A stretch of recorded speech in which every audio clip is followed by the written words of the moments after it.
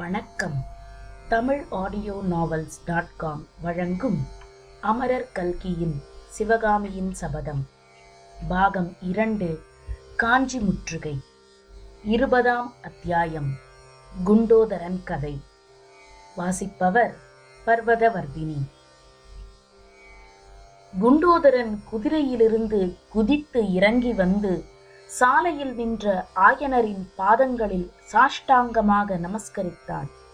பின்னர் எழுந்து நின்று, ஐயா, என்னை ஆசீர்வாதம் செய்யுங்கள். தங்களுடைய திருவருளினால்தான் நான் உங்களை தேடி கண்டுபிடித்தேன் என்று சொன்னான். ரொம்பவும் சந்தோஷம் குண்டோதரா. நீ தேடிக்கொண்டு வந்து சேர்ந்ததில் எனக்கு வெகு சந்தோஷம். ஆனால் உன்னை கைவிட்டுவிட்டு நாங்கள் வந்து விடவில்லையே. நீ அல்லவா திடீரென்று எங்களை கைவிட்டுவிட்டு மாயமாய் மறைந்து விட்டாய். எங்கே அப்பா போயிருந்தாய் என்று ஆயனர் கேட்க, குண்டோதரன், குருவே, நான் என்ன செய்வேன்? காஞ்சியிலிருந்து அன்றைக்கு ரதம் ஓட்டிக்கொண்டு கண்ணபிரான் வந்தான் அல்லவா? அவன் ஒரு சமாச்சாரம் சொன்னான். என் பாட்டி எனக்கு கல்யாணம் பண்ணி வைப்பதற்காக பெண் பார்த்து வைத்திருக்கிறாள் என்றும் உடனே வரச் சொன்னாள் என்றும் தெரிவித்தான். அப்புறம் காரியம் மிஞ்சிவிடப் போகிறது என்று உடனே போய் பாட்டியிடம் கல்யாணம் வேண்டாம் என்று சொல்லிவிட்டு வருவதற்காக காஞ்சிக்கு ஓடினேன். உங்களிடம் சொல்லிக் கொண்டு போகலாம் என்று பார்த்தால் வீட்டில் உங்கள் 2 பேரையும் காணவில்லை. ஒருவேளை தாமரை குளக்கரையில் இருப்பீர்களோ என்று ஓடிப்போய் பார்த்தால் அங்கேயும் உங்களை காணவில்லை. இந்த புத்த பிக்ஷுதான் தாமரை குளக்கரையில் நின்று கொண்டிருந்தார் என்று சொல்லி குண்டோதரன் நாகநந்தியடிகளை ஏறிட்டு பார்த்தான். என்னை சொல்கிறாயா தம்பி? இந்த பல்லவ சாம்ராஜ்யத்தில் உள்ள புத்த பிக்ஷு நான் ஒருவன்தானா? வேறு யாரையாவது பார்த்திருப்பாய் என்றார் நாகநந்தியடிகள். இல்லை சுவாமி, இல்லை, தங்களைத்தான் பார்த்தேன். கையில் 7-8 ஓலைச் சுருள்களை வைத்துக்கொண்டு ஒரு ஓலையை படித்துக் கொண்டிருந்தீர்கள். நாகப்பாம்பு சீறுவதைப் போல் சீறிக்கொண்டிருந்தீர்கள். சிவகாமியின் மனத்தில் அப்போது சுருக்கென்றது. மரப்பொந்திலே அவள் வைத்திருந்த மாமல்லரின் ஓலைகள் காணாமற் போனது அவளுக்கு நினைவு வந்தது. அப்போது நாகநந்தி, என்ன அப்பா உளறுகிறாய்? நானாவது தாமரை குளக்கரையில் நின்று ஓலை படிக்கவாவது என்றார். ஆயனரும், வேறு யாராவது இருக்கும் குண்டோதரா, அப்புறம் உன் கதையை சொல் என்றார். இல்லை குருவே, இவரையேதான் பார்த்தேன். இவருடைய முகத்தையும் இவர் சீறுவதையும் பார்த்ததும் எனக்கு என்ன தோன்றிற்று தெரியுமா? அதை சொல்லக்கூடாது. சொன்னால் பிக்ஷுவுக்கு கோபம் வரும். கோபம் வந்து என்னை கடித்தாலும் கடித்து விடுவார் என்றான். நாகநந்தியின் கண்களில் தீப்பொறி பறந்தது.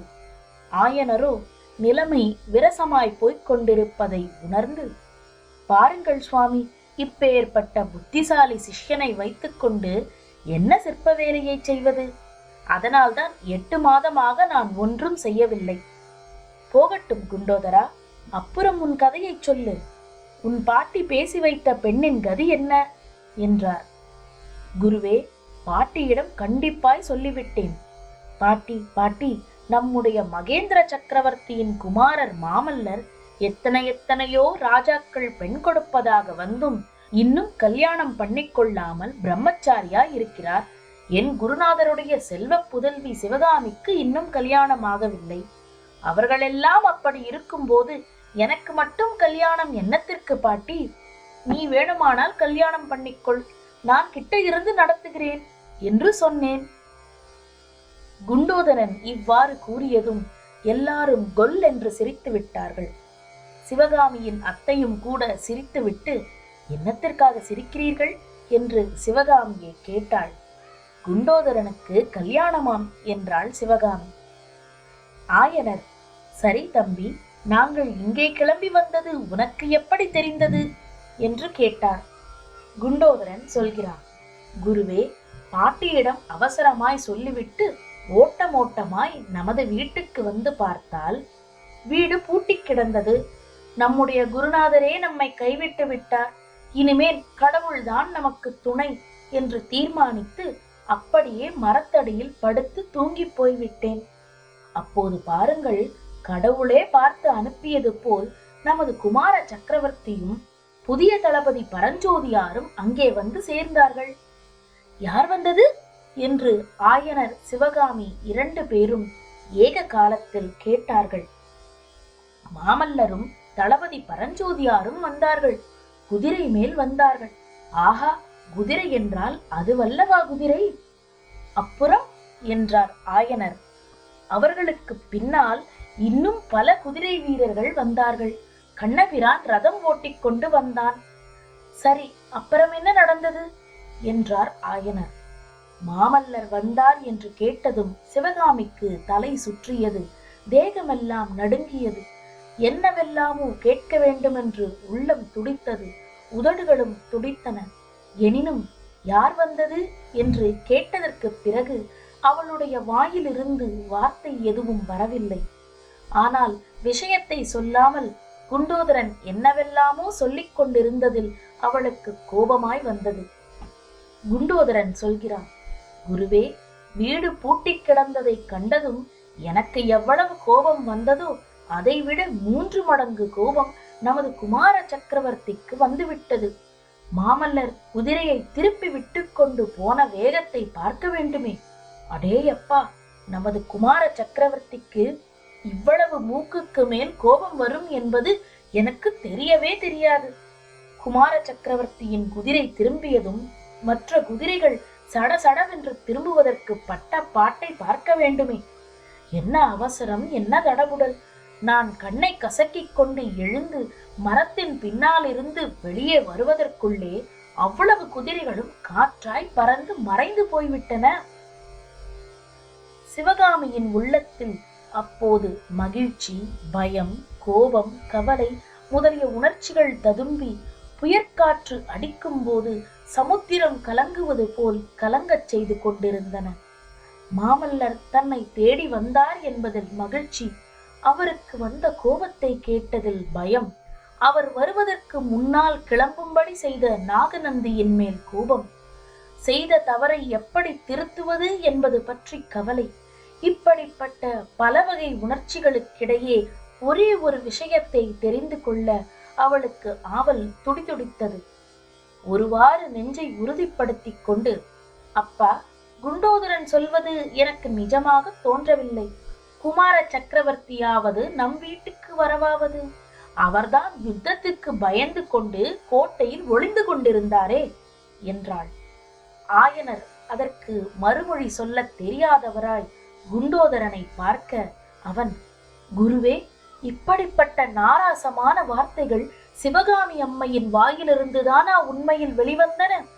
வீராதி வீரரான மகாமல்லராவது யுத்தத்துக்கு பயந்து கோட்டையில் ஒளிந்து கொண்டிருக்கவாவது? இப்பேற்பட்ட கொடிய அவதூறை எந்த பாவி சிவகாமி அம்மையின் காதல் போட்டது? சக்கரவர்த்தியின் கட்டளைக்காக அல்லவா மாமல்லர் இத்தனை நாளும் கோட்டைக்குள்ளே இருந்தார். சக்கரவர்த்தியின் ஆக்கை வந்தவுடனே மாமல்லர் நேரே போர்க்களத்துக்கல்லவா புறப்பட்டு போகிறார்.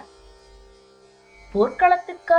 எந்த போர்க்களத்துக்கு என்று ஆயனர் கேட்க, தெரியாதா குருவே? நாடு நகரமெல்லாம் அறிந்த விஷயமாயிற்றே. மகேந்திர சக்கரவர்த்தி வடபெண்ணை கரையில் முடக்கப்பட்டிருக்கும் தைரியத்தினால் கங்க நாட்டு துர்விநீதன் காஞ்சியின் மேல் படையெடுத்து வரும் செய்தி தங்களுக்கு தெரியாதா? அவனையும் அவனுடைய படையையும் எதிர்த்து துவம்சம் செய்வதற்குத்தான் மாமல்லர் திருக்கழுக்குன்றத்திலிருந்து நமது தற்காப்பு படையுடன் போயிருக்கிறார். சற்று முன்னால் இந்த சாலையில் ஒரு படை போயிற்றே, நீங்கள் பார்க்கவில்லையா? அந்த படை தென்பெண்ணை கரையிலேயே காவலுக்கு இருந்த படை. போர்க்களத்திற்கு போகும் மாமல்லருடனே சேர்ந்து கொள்ளத்தான் போகிறது. இதையெல்லாம் நீங்கள் தெரிந்து கொள்ளவில்லையா என்றான் குண்டோதரன். வெகு சாதுவாகவும் பேசவே தெரியாத மந்தனாகவும் இத்தனை நாளும் தோன்றிய குண்டோதரன் இப்போது இவ்வளவு வாசாலகனாய் மாறியிருந்தது ஆயனருக்கு ஒரே ஆச்சரியத்தை அளித்தது. அவனிடம் இன்னும் ஏதோ அவர் கேட்கப் போனார். அந்த சமயம் நாகநந்தி கலக்கமடைந்த குரலில், ஆயனரே, நன்றாய் இருட்டிவிட்டதே, மிச்ச வழியையும் கடந்து இரவு தங்குவதற்கு அசோகவரிக்கு போய்விட வேண்டாமா? குண்டோதரன் நம்முடன் வருகிறானே, எல்லா விவரங்களும் சாவகாசமாய் அவனிடம் கேட்டுக்கொண்டால் போகிறது என்றார்.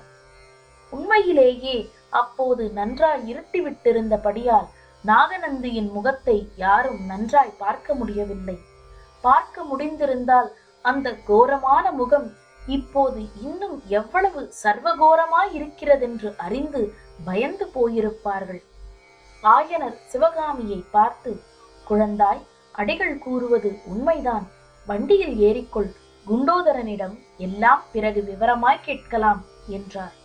சிவகாமியின் உள்ளத்தில் குண்டோதரனை கேட்பதற்கு எத்தனையோ கேள்விகள் தோன்றிக் கொண்டிருந்தன. ஆனால் எல்லாவற்றிற்கும் மேலாக அவள் ஒரு கேள்வி கேட்க விரும்பினாள். அதாவது, குண்டோதரனுக்கு குதிரை எப்படி கிடைத்தது?